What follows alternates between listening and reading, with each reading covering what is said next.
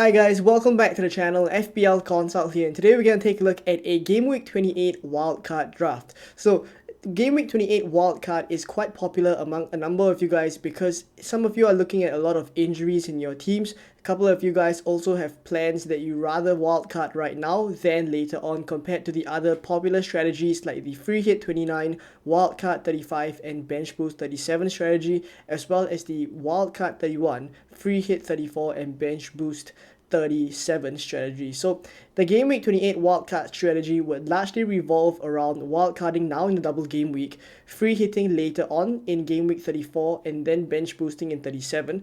But we'll talk about some key considerations right now for a Game Week 28 wildcard before we jump into the draft. So hopefully you guys do enjoy this one, and if you do, please drop a like and also subscribe as well if you are new around here.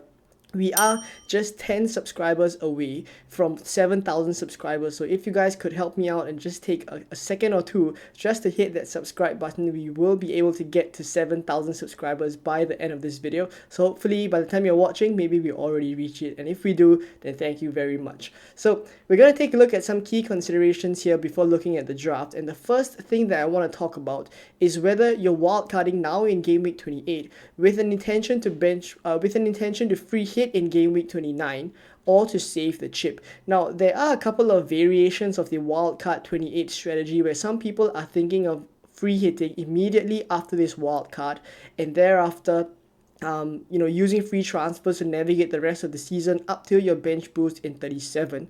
But my own idea or opinion of this particular strategy is that I feel it does not maximize the potential of your chips that well, because the wildcard in Game Week 28 is more than capable of building a team right now that can navigate blank Game Week 29. Now that we know all the fixtures, those 8 teams that are certain to have a fixture, then we can load up on some players there and thereafter navigate with free transfers after that and save the free hit for maybe in 34 or 37. Using the chips in a little bit more of a spaced out way, I feel is a better way to maximize the potential, because now in Game Week 28, if you're wildcarding and you're immediately going to bench free hit in Game Week 29, then I feel like it kind of negates the or doesn't fulfill the potential of the Game Week 28 wildcard as much, right? So let me know if you are on a Game Week 28 wildcard strategy. Do you intend to free hit in blank Game Week 29 or not? My recommendation is not to free hit in 29, so I recommend saving it for later on in the season for the future double game weeks. But I do understand some people are considering, so do let me know what is your strategy down below. But for this draft and for this video, I'm going to go with the strategy that we're going to save the free hit for later on and not use it in blank Game Week 29. So the next thing to consider about a Game Week 28 wildcard, I would say, is whether it is more beneficial for your team to wildcard later on instead, whether it's in 30 or 31, which is the next window, which is after the blank Game Week 29, or wildcard in 35, slightly before the biggest double game week of the season, which is double game week 37. So there are mainly these 3 windows that I'm looking at right now, and obviously wildcarding in these different windows would present a lot of different drafts. The Game Week 28 wildcard would largely revolve around building a team that is able to navigate blank Game Week 29 and also focuses quite a couple of players on the current double right now, because if you're wildcarding now, you may as well just cherry pick some of the double Game Week 28 players that we'll speak about in a bit. Basically, those are the advantages as well, right, of a Game Week 28 wildcard, but it will not be well set up for the future game weeks as well as a later wildcard, of course, right? So you'll be loaded up on less of the bigger teams such as Arsenal, Man City and Liverpool, because you're focusing now more on the blank Game Week 29 as well as double Game Week 28 fixtures. So that is a wildcard 28 draft. For the wildcard 30 and 31 draft, it will largely revolve around loading up on those big teams, because by then blank Game Week 29 is over. Wildcard 30 and Wildcard 31 would see fixture swings for the bigger teams like Arsenal, Man City and Liverpool.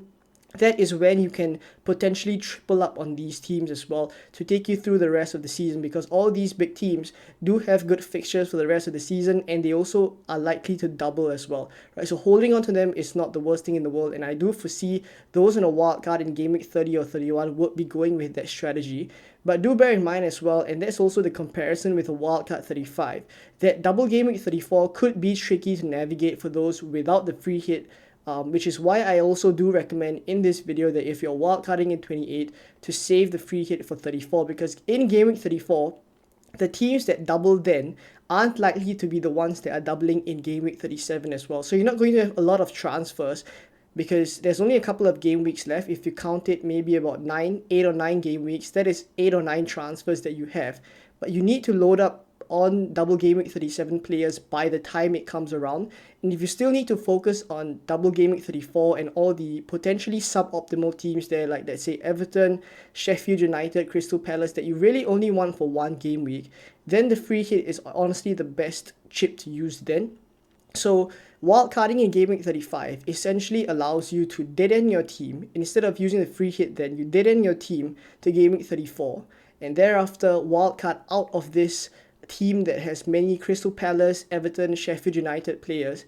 Wildcard out of it and build a Game Week 35 wildcard that loads up on all your big teams like Arsenal, Man City and Liverpool. By the time it comes around, you would know the double Game Week 37 fixtures, whether there is still something to play for all these teams, whether they're challenging for the title, and thereafter you can maximize the bench boost in Game Week 37. So also a very viable strategy, but as I've discussed, wildcarding in all these 3 different windows would bring very, very different drafts and different priorities that we're going for. So take a look at the different routes that your team can go and see whether a wildcard in Game Week 28 is the best way forward as well.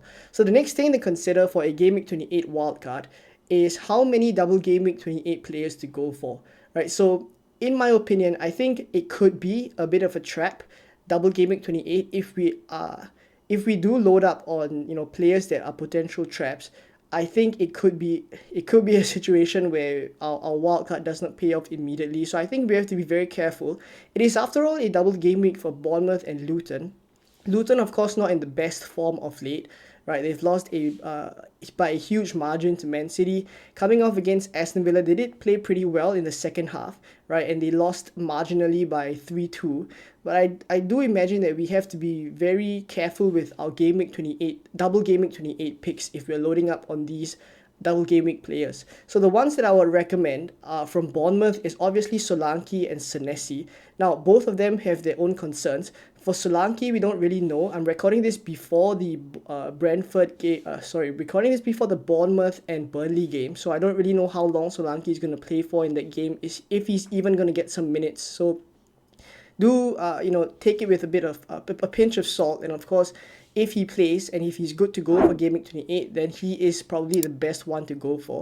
For Senesi as well, Senesi is probably the best defender that I would go for, but the issue with him is that he is on 8 yellow cards.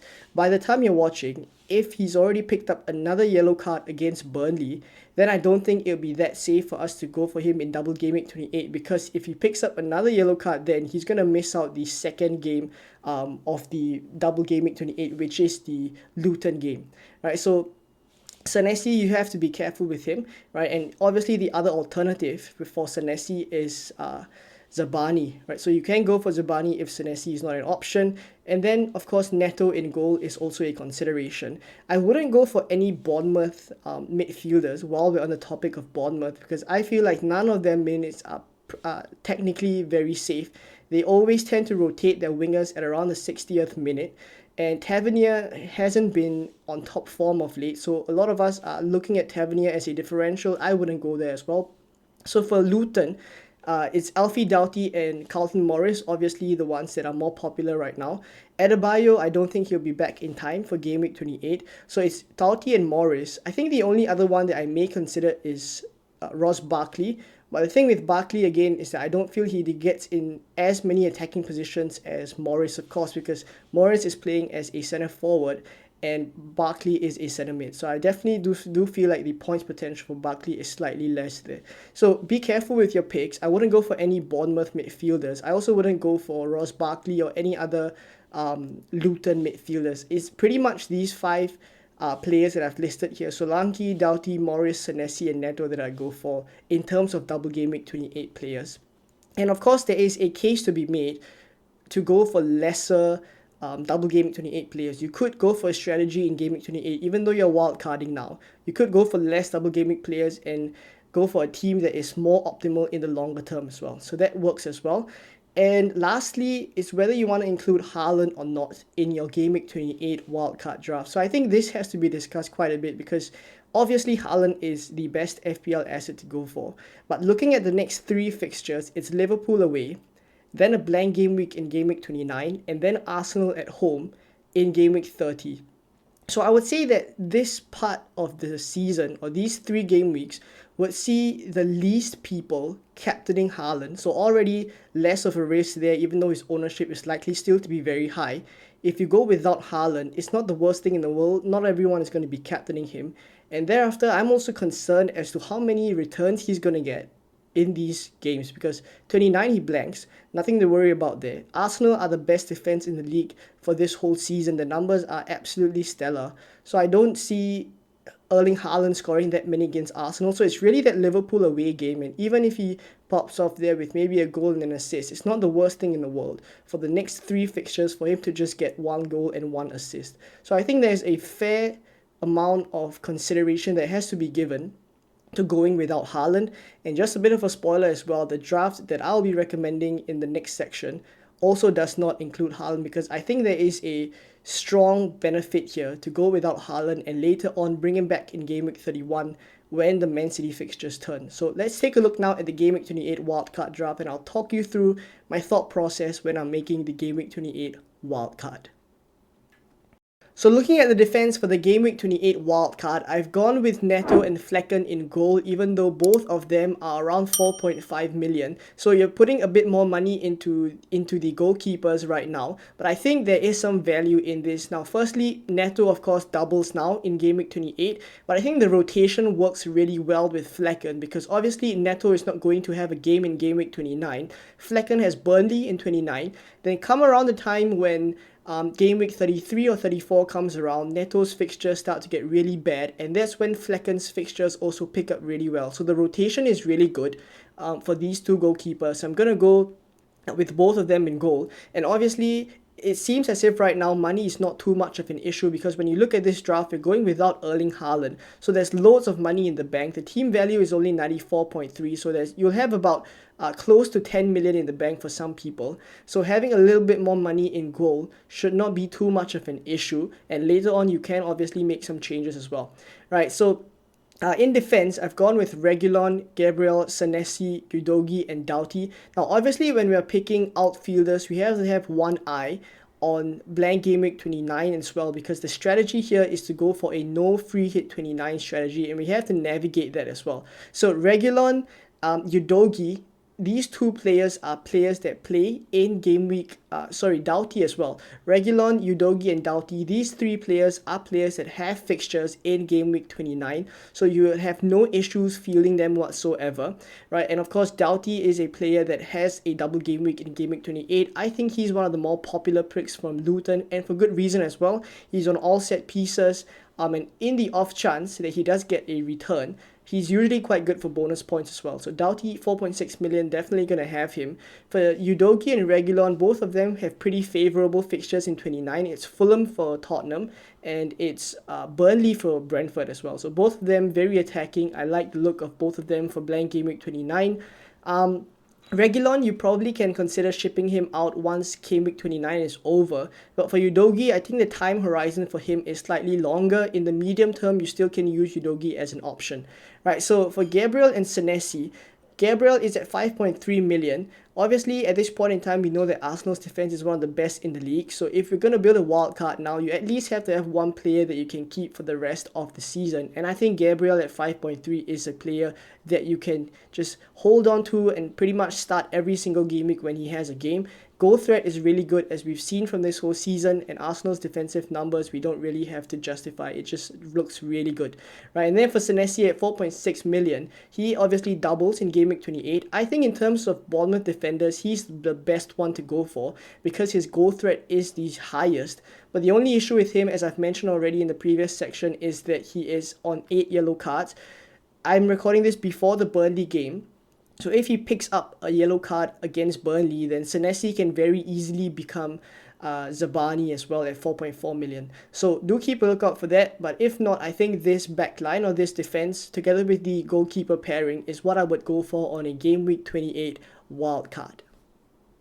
So in midfield, I've gone with Saka, Bowen, Maddison, Son, and Cole Palmer. Now, covering them one by one, I feel like Saka at this point in time is pretty much a season keeper for the rest of the season. The way that he's playing right now, I can't see myself going without Saka, even on a wild card. And obviously, even though he blanks in 29, the fixtures before and after are pretty alright, barring the game week 30 fixture against Man City. So he, for me, is still a season keeper. For Bowen, Maddison, as well as Son, these three players are in the squad with an eye on game week 29 as well, where they will have a fixture. And these three players, I feel, will form quite a core structure of a free hit 29 draft. So if we want to cover game week 29 well and make sure that we don't lose out to all those who are free hitting in 29, these three players, I think, form the core structure. Bowen again for West Ham, right, against Aston Villa, but I think he's a player that would pretty much be in every single free hit draft, so we definitely have to have some coverage for him. He has Burnley now in game week 28, so I think he could be a very, very good differential here for this particular game week. And then of course the fixtures are pretty decent for West Ham until maybe around game week 32 33 you can start to ship him out as well, so a medium term asset for Bowen. And then Maddison and Son, again with an eye on game week 29, they have Fulham, but thereafter there's Luton as well in 30, so good fixtures for them. And I think in the medium term as well, you can hold on to them. Very soon come game week 31 or 32, these can be placeholders for Salah when Liverpool's fixtures turn as well. Right, so Maddison and Son are in the team here. And then for Cole Palmer, he's a really good enabler. The fixtures for Chelsea are looking pretty good as well, barring the blank in 29 again. So at 5.7 million, I don't think I would sell Cole Palmer even on a wild card, so I just hold on to him, similar to players like Gabriel and Saka as well. So there we go with the Game Week 28 midfield on a wildcard draft. Let's take a look now at the forwards. So up front, I've gone with Carlton Morris, Ollie Watkins, and Dominic Solanke. So no Erling Haaland, and as I've mentioned just now, I think there is a real opportunity here in Game Week 28 if you're wildcarding to bet against Erling Haaland when his effective ownership is going to be at an all-time low. I don't think he'll be captained a lot in these 3 game weeks, and of course, this gives room or frees up a forward spot for a differential. In this particular draft is Carlton Morris, who is the differential here at 5.1 million. He doubles in 28 and obviously has a fixture in 29 as well. So I think he's a asset that can be quite a good differential, and obviously he's on penalties as well, so quite a big advantage there. And thereafter there's Ollie Watkins. For me, he's a non-negotiable. The way that he's playing right now, the form that he's in, and Aston Villa's fixtures, as well as the fact that they have a game in 29, he's going nowhere on a wild card. And then for Dominic Solanke at 7.1 million, again, I'm recording this before the Burnley game. If we get news that he's past fit for Game Week 28, or basically if he plays the whole Game Week 27 game against Burnley, we should by then already know that he's fit for 28 and we can have him, because essentially if he plays both games in Game Week 28, he is the biggest captaincy shout there, and I think everyone will be captaining Dominic Solanke here. So definitely have to have him in the draft if fit. And if not, this is how the whole Game Week 28 wildcard draft looks like. And talking about the team on the whole, again, there's loads of money in the bank, but that is to bring Erling Haaland back in 31 and also give room for players like Salah, etc. further down the line as well. And in terms of navigating the few game weeks that we have in the immediate term, right? In Game Week 28, you will have 5 doublers. You will have 3 from Bournemouth and 2 from Luton. So it's Neto, Solanke, as well as Senesi for your Bournemouth doublers. And then there's Doughty and Morris as well, who are your doublers from Luton in Game Week 28. So that helps you to navigate Game Week 28 with a good number of doublers here. Come Game Week 29, you will have 1 free transfer as well as 9 players who already have a fixture then to navigate blank Game Week 29. So with that 1 free transfer, you can add another player who has a fixture in 29, and that brings you up to 10 players. And then going on from there, come Game Week 30 and 31 onwards, this draft would largely focus on bringing in players from those big teams, maybe loading up on Erling Haaland as I've mentioned, and a couple of Liverpool players come Game Week 31 and 32 as well. So there we go with the Game Week 28 wildcard draft. Again, let me know if you're on a Game Week 28 wildcard and what is your plan for your Game Week 28 wildcard. Are you free hitting in 29 or not?